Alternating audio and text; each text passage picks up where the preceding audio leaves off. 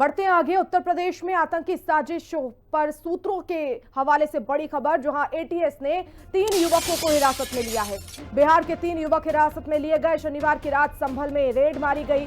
2 युवकों को पूछताछ के बाद छोड़ा गया है। सोशल मीडिया पर साजिश रची जा रही थी।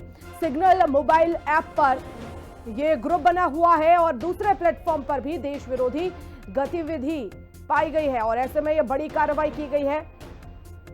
तो बिहार के ये युवक हैं, 3 युवक जिन्हें हिरासत में लिया गया है आतंकी साजिश पर। सूत्रों से खबर, जो है एटीएस ने 3 युवकों को हिरासत में लिया है। बिहार के 3 युवक हिरासत में लिए गए। शनिवार की रात संभल में रेड मारी गई।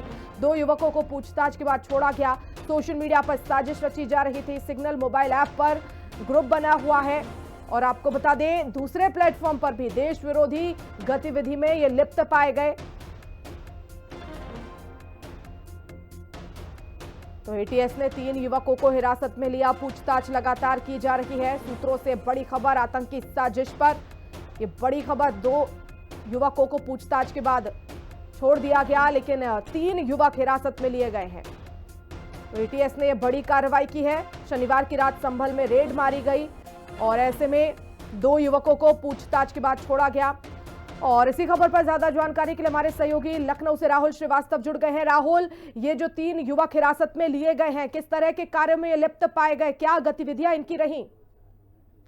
देखिए, यूपी एटीएस है वो सोशल मीडिया पर नजर बनाए हैं। पिछले कुछ दिनों में ऐसी खबरें यूपी एटीएस को मिल रही थी जिसमें कुछ जो युवक हैं वो देश विरोधी गतिविधियों में शामिल है। सोशल मीडिया के अलग अलग प्लेटफॉर्मों का उपयोग करके ये देश विरोधी गतिविधियों में शामिल है। उन्हीं को लेकर यूपी एटीएस ने संभल के कार्रवाई की, जहाँ पर बिहार निवासी 3 लोगों को पूछताछ के लिए गिरफ्तार किया गया था। 2 लोगों को पूछताछ के बाद छोड़ दिया, जबकि एक लोग अभी भी एटीएस के हिरासत में है। उससे लगातार पूछताछ की जा रही है, क्योंकि पूरा मामला सोशल मीडिया से जुड़ा हुआ है। इंस्टाग्राम पर ग्रीन बर्ड्स और डिस्कॉर्ड पर ये तमाम ग्रुप बनाकर यहाँ पर जो देश विरोधी गतिविधियां उसमें ये युवकों के शामिल होने की बात सामने आ रही है, जिसके बाद से यूपी एटीएस सक्रिय हो गई है और संभल के इलाके में उसने ये कार्रवाई की है, जहाँ से 3 लोगों को संदिग्धता के आधार पर गिरफ्तार किया था। 2 लोगों से पूछताछ करके छोड़ दिया गया, जबकि एक पर अभी भी संदिग्ध बनी हुई है। उसको लेकर लगातार पूछताछ की जा रही है। कई अन्य ऐसे युवक हैं जिनका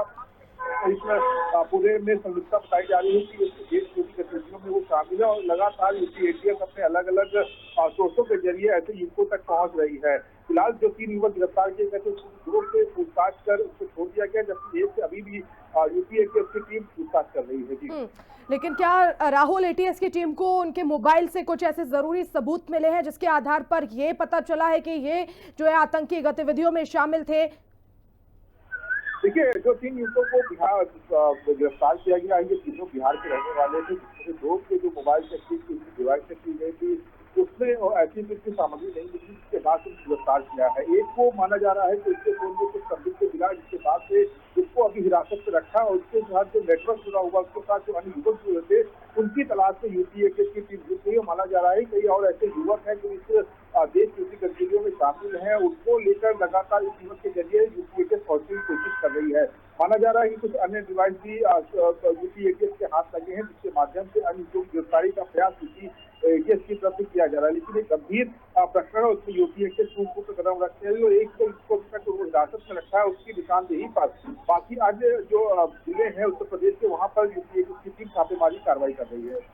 और ये पता चल पाया राहुल कि आखिर बिहार के रहने वाले 3 युवक लेकिन लखनऊ में कब से रह रहे थे और यहाँ पे कब से संपर्क में थे? देखिए, लखनऊ से नहीं, इनको संभल जिले से गिरफ्तार किया गया है, क्योंकि संभल इस समय वैसे ही संवेदनशील बना हुआ है और लगातार जो तमाम जो जांच एजेंसियां हैं वो अलग अलग जो संवेदनशील जिले हैं वहां पर अपनी निगाहें बनाई हुई है। संभल के जो 2 इलाके हैं, एक सिंधखेड़ा है और दूसरा खौबास सराय, इन दोनों जगह से इन 3 युवकों को गिरफ्तार किया गया था, जिसको 2 से पूछताछ कर उनको छोड़ दी गई है। लेकिन यूपी एटीएस लगातार अपनी जांच का दायरा बढ़ा रही है, जिससे लगातार उसको इनपुट मिल रहे हैं कि तमाम जो ऐसे युवक है वो शामिल है जो देश विरोधी गतिविधियों में शामिल है। तो निश्चित तौर पर यूपी एटीएस अपनी जांच का दायरा बढ़ा रही है और जो एक युवक हिरासत में है उससे लगातार पूछताछ का जो क्रम है, सिलसिला है, वो जारी है और माना जा रहा है कि इसकी निशानदेही पर यूपी एटीएस की टीम और कई अन्य जगह भी छापेमारी कार्रवाई कर रही है, ताकि जो अन्य और युवक उसको शामिल है उनको गिरफ्तार किया जा सके। जी, बहुत शुक्रिया राहुल तमाम जानकारी के लिए।